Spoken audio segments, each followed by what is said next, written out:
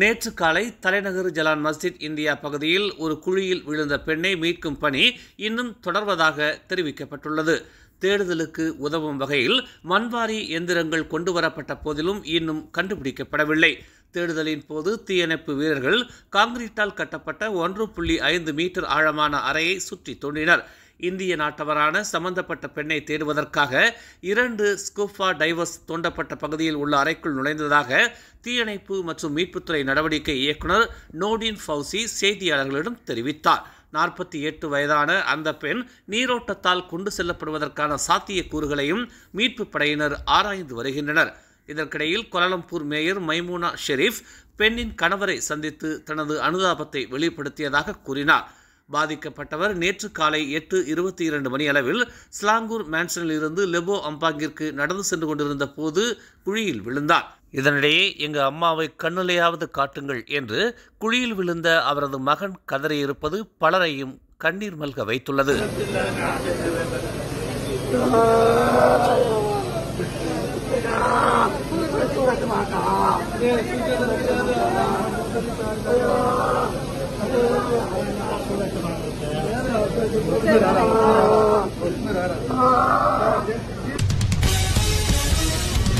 ஊழல்வாதிகளையும் அதிகார துஷ்பிரயோகத்தால் கரை பிடிந்தவர்களையும் நம்பி பொறுப்புகளை ஒப்படைப்பதை முஸ்லிம் சமூகம் தவிர்க்க வேண்டும் என்று பேரா ஆட்சியாளர் சுல்தான் நஸ்ரின் ஷா வலியுறுத்தியுள்ளார். லஞ்ச ஊழல் அல்லது பாசாங்குத்தனம் மற்றும் பலவீனமான ஒழுக்கம் கொண்ட நபர்களை உறுதியாக நிராகரிக்க வேண்டும் என்று அவர் கேட்டுக்கொண்டார். கோலாலம்பூரில் நேற்று நடந்த தேசிய இஸ்லாமிய சமய விவகார மன்றத்தின் 72வது கூட்டத்தை துவக்கி வைத்து பேசுகையில் அவர் இதனை தெரிவித்தார். 15வது பொது தேர்தலுக்கு பிறகு ஏன் பிரதமராக நியமிக்கப்படவில்லை என்று கேள்வி எழுப்பி சர்ச்சையில் சிக்கியிருக்கும் பெர்சாத்து கட்சி தலைவர் முகைதீன் யாசினை தொடர்ந்து ஆதரிக்கப் போவதாக பெர்சாத்து தெரிவித்துள்ளது. மலேசியாவிற்கு சிறந்த எதிர்காலத்தை உருவாக்க முகைதீன் மற்றும் அவர்களின் போராட்டத்தின் பின்னால் கட்சி உறுதியாக இருப்பதாக ஒரு அறிக்கையில் பெர்சாத்து கட்சியின் பொதுச் செயலாளர் ஹம்சா ஜைனுடீன் தெரிவித்துள்ளார். உண்மையை பேசுவோரை, சோதனைகளை எதிர்கொள்பவர்களை இறைவன் பாதுகாப்பான் என்று அவர் கூறினார். மலேசியா ஏர்லைன்ஸ் விமானங்களில் அடிக்கடி நுட்பவியல் கோளாறுகள் ஏற்படுவது ஏன் என்பதை புலன் விசாரணை செய்யும்படி கூட்டரசு அரசாங்கத்தை முன்னாள் போக்குவரத்து துறை அமைச்சர் வி.க. சியோங் நேற்று வலியுறுத்தினார். அந்த தேசிய விமான நிறுவனத்தைச் சேர்ந்த சில விமானங்கள் அடிக்கடி அவசரமாக தரை இறங்க வேண்டி வந்ததை சுட்டிக்காட்டி பேசிய போது அவர் இக்கோரிக்கையை விடுத்தார்.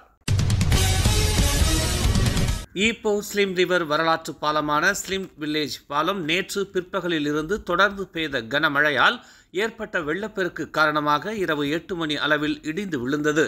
தற்போது அந்த வீதியில் வாகனங்கள் செல்ல முடியாத நிலை ஏற்பட்டுள்ளதாக பேரா உள்கட்டமைப்பு, எரிசக்தி, நீர் மற்றும் பொது போக்குவரத்து குழு தலைவர் டதஸ்ரீ முகமது நிசார் ஜமாலுடீன் தெரிவித்துள்ளார்.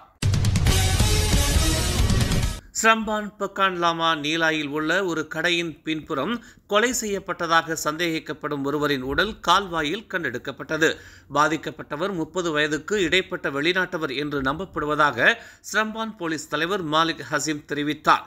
இறந்து கிடந்தவரின் தலை மற்றும் உடலின் பல பாகங்களில் காயம் காணப்பட்டதாக அவர் ஒரு அறிக்கையில் தெரிவித்தார். காணாமல் போன குடும்ப உறுப்பினர் அல்லது அறிமுக மாணவர்கள் யாராவது இருந்தால் காவல்துறையில் புகார் அளிக்கும்படி அவர் கேட்டுக்கொண்டார். மேலும் செய்திகளை தெரிந்து கொள்ள தமிழ் மலர் நாளிதழை பாருங்கள். எங்களோடு இணைந்திருக்க மலர் டிவியை பதிவு செய்து கொள்ளுங்கள். உறவுகள் மகிழ்ந்திட விருப்பம் மற்றும் பகிர்வு சேவையை சொடுக்கிடுங்கள்.